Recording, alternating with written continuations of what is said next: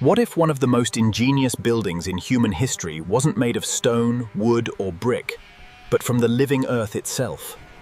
For centuries, people dismissed Viking turf houses as primitive shelters built by settlers who had run out of timber.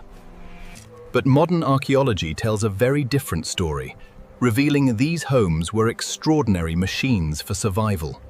Designed to trap heat, resist violent storms, and keep entire families alive through some of the harshest winters on Earth.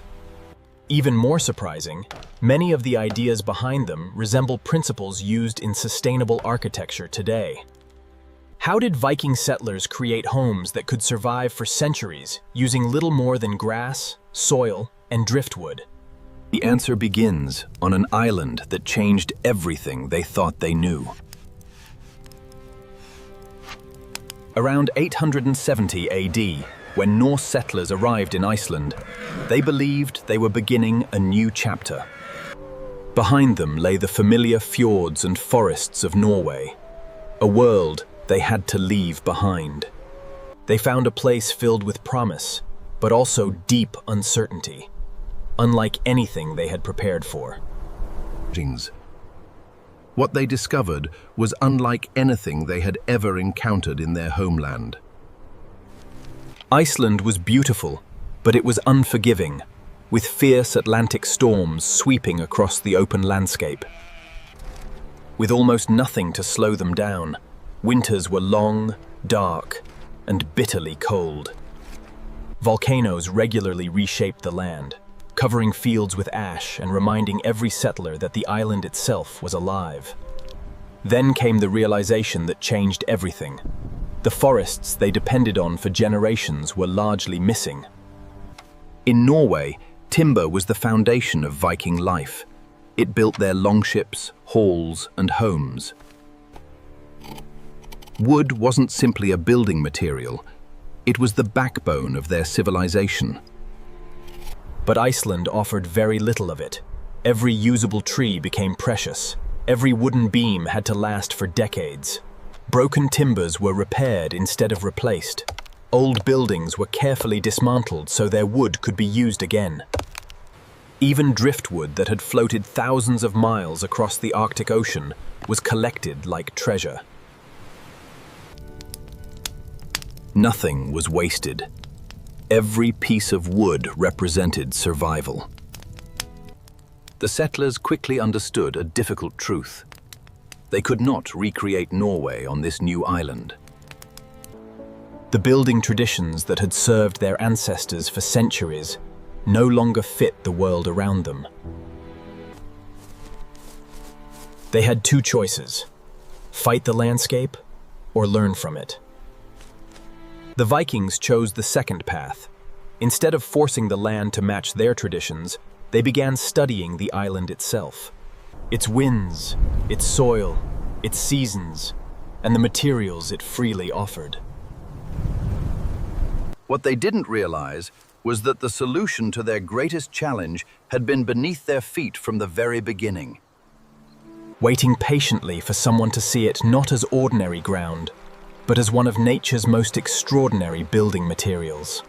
What looked like ordinary ground was, in reality, one of the most remarkable building materials nature had ever created. To the early Viking settlers, it wasn't immediately obvious.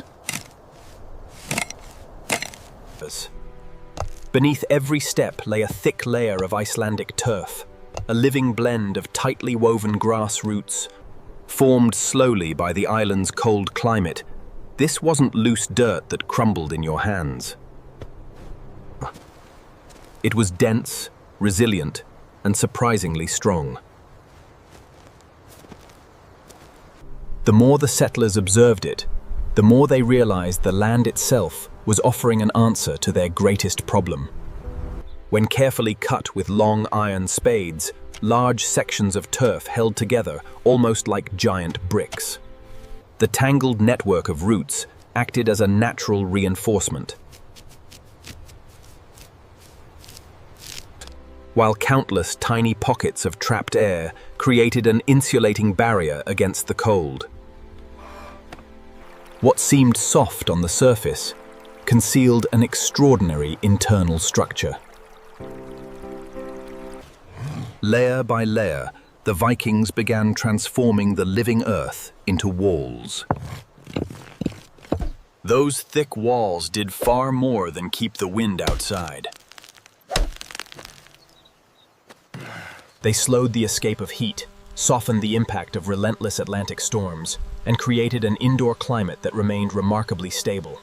Instead of constantly battling the weather, these homes quietly worked with it. Modern archaeological experiments have confirmed just how effective this system was. Full-scale reconstructions and thermal studies show that well-built turf houses retained heat far better than many people would imagine, allowing families to survive long winters while burning far less fuel than conventional wooden buildings of the same period. But discovering turf was only half the solution.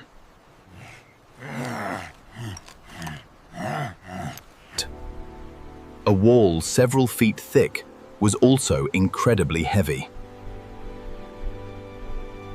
After heavy rain or melting snow, the weight increased even more. Without proper support, those massive walls would gradually shift, settle, and eventually collapse under their own weight. The roof above added thousands of additional pounds, placing enormous pressure on every part of the structure. The Vikings understood that strong materials alone could never create a lasting home. They needed engineering.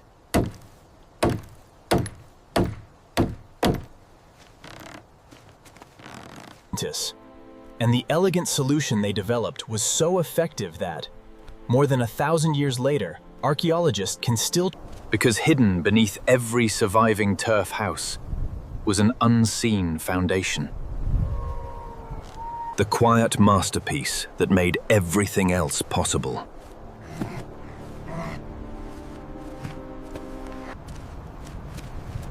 The Vikings never tried to defeat Iceland's unforgiving climate. They understood something far more powerful.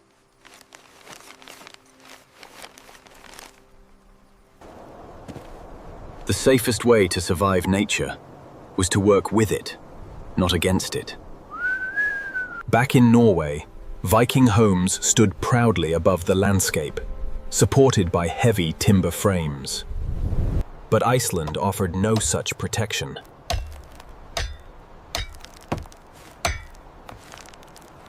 Across its open plains, powerful North Atlantic winds swept across the island with incredible force. A tall, wooden house became an easy target for every passing storm. So the settlers changed their thinking. Instead of building higher, they built lower.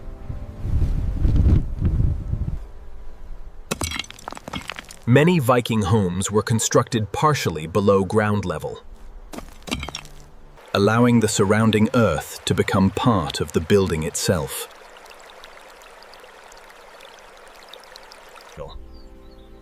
From a distance, these homes blended almost seamlessly into the landscape,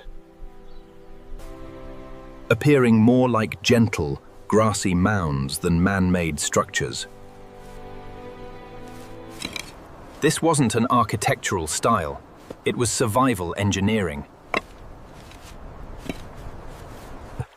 By sinking the house into the earth, builders dramatically reduced the amount of wall exposed to the wind. The surrounding soil acted as a natural insulating blanket, helping the interior stay warmer through Iceland's brutal winters, while remaining cool during the brief northern summer. Just as importantly, the earth anchored the structure against storms that could destroy more exposed buildings. In many ways, the landscape became another wall of the house. Viking builders had already discovered one of its most effective principles through observation and experience alone. But every solution created a new challenge.